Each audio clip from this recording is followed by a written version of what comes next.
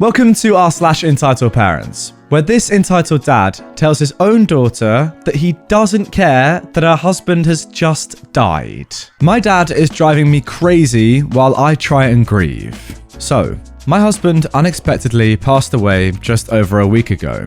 And to top it off, a week to the day of his passing, I got COVID. We have 5 amazing children together who are special needs, and I was blessed with 2 amazing stepsons. My dad, who is 81 years old, is a narcissist who's always believed he can control me. For example, he once threatened to have me placed in a psych ward even though I was an adult if I didn't do as he wanted.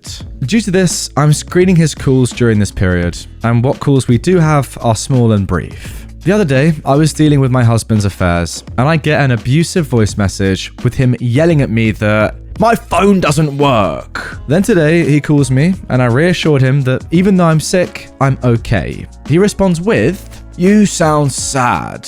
Well, yes, I'm sad. My husband's gone, and I miss him. My dad replies, "Well, you can't be sad. You've got kids you need to care for."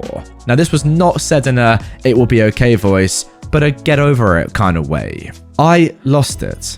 I yelled that I'm allowed to be upset, that my husband is dead, but yes, I know I have children to think of and that they are my priority. I found it so ironic, as he always put his second wife before his own children. The first phone call I'd had with him after my husband passed, he kept going on about how he was feeling and how this made him feel and what he needed to do.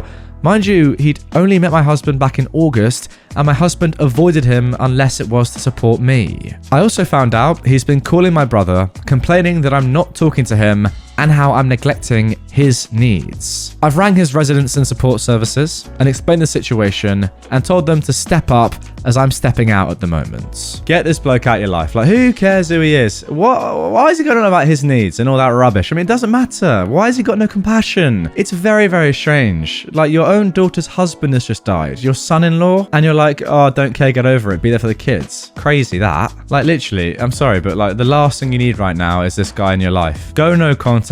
It sounds like you're trying to anyway. Yeah, don't visit him. Tell him to F off. Wow, what a terrible person. Now for our next story. My mum threw away half of my clothes while I wasn't home. I am a 19-year-old girl, and my mum always tends to be overdramatic and entitled, often using the "I pay for everything you have and I can take it all away" argument if I try and disagree with her.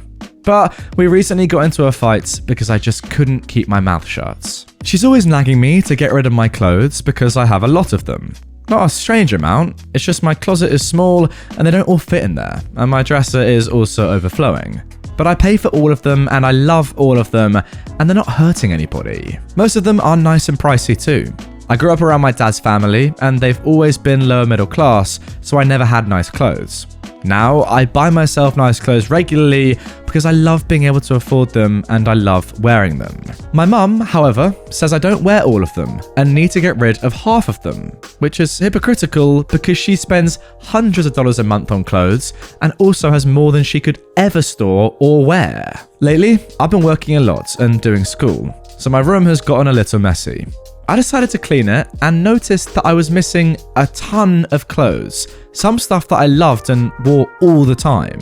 I was able to write a list of specific items I was missing and everything. I told my mum about it and she said, "Wow, that's crazy. We'll have to look for those tomorrow. They're probably somewhere in the house." A few nights ago, she was at work and I was looking for a shirt I wanted to wear to a party. I couldn't find it anywhere and I was getting stressed, feeling like I was going crazy because all my clothes were gone and nobody knew where they went. I asked my stepdad about it and he told me that my mum had gone through my room weeks prior and bagged up a ton of clothes indiscriminately, saying I'd never notice and that I had too many and that I should have listened to her when she said to get rid of them. He told me she made him take 2 bags full to Goodwill while she was bagging up another. He said that he'd been waiting for me to ask because he didn't think it was okay and he wanted to tell me, he just didn't want to tell me directly because he promised her he wouldn't. I was livid. I went through her room to see if there were any left and I went through the entire house. Nothing. She got home and I was crying, an absolute mess because some of the clothes she got rid of were sentimental to me. She was mad at me for being mad and I called her out, saying I know what she did and there was no use trying to lie about it. I told her I paid for my stuff and she had no right to get rid of any of it, and she was so entitled it didn't even make sense. I told her to stay away from my room and anything that I paid for with my money, because it's not her business, and if she ever touched my things again, I'd move out and she'd never see me or our dog again. She absolutely despises my dad and his family, so I threatened to move in with them and never speak with her again. Then I left. She had one bag of clothes left that she hadn't yet taken to Goodwill, and she put it in my room while I was gone, but it wasn't enough. I wanted all of my clothes back, not just the few she could scrounge up. She probably took about $300 to $400 worth of clothes that I worked hard to be able to pay for, and then got mad at me for accusing her of stealing. But what else could it be called? She hasn't apologized, but she's not yelling anymore. I'm not down to forget this ever happened though.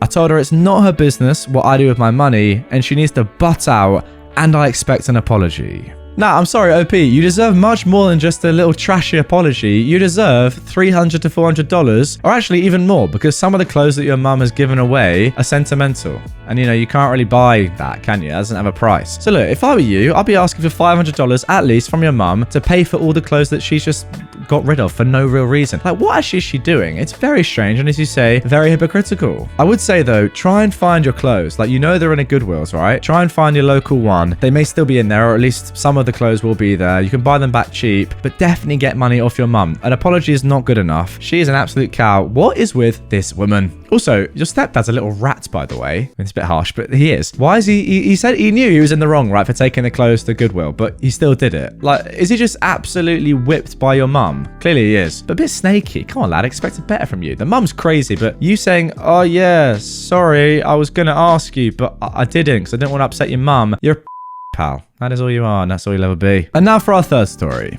Entitled Mum's son tried to trample my kid at a trampoline park. This happened last weekend, and I'm still angry about the whole thing. My husband and I decided to take our child to have some fun at the small trampoline park we have in our city. Now, our child is very young, but old enough to be allowed inside the park.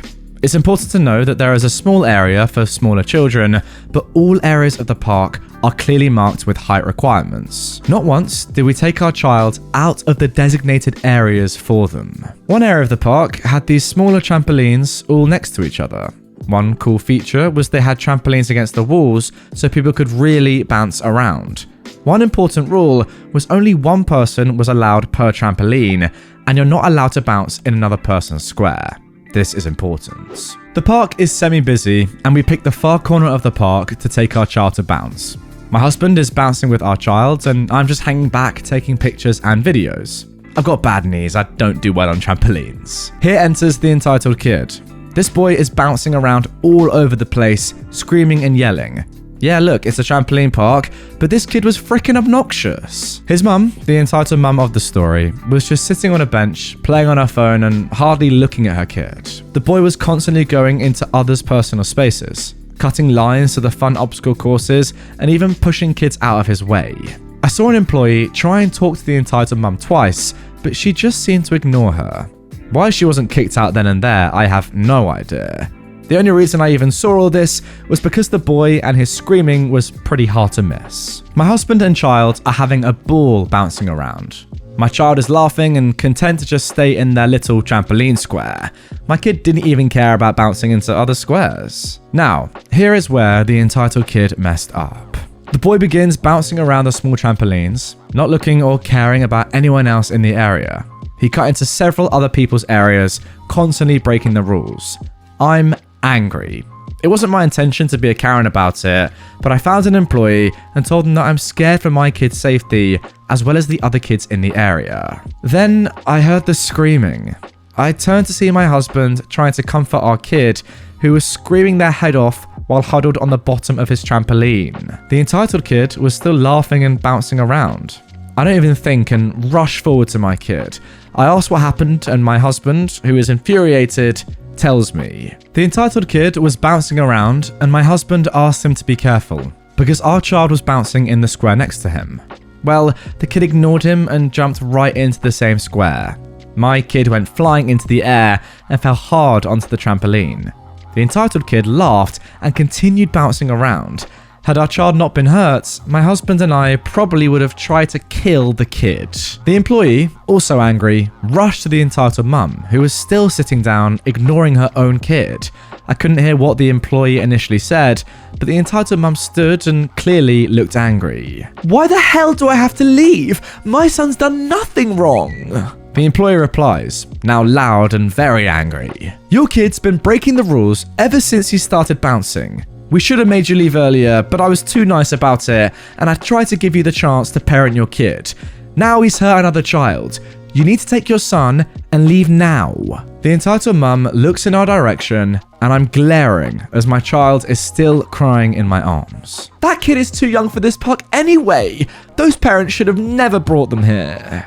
That child is within the height requirements for the park.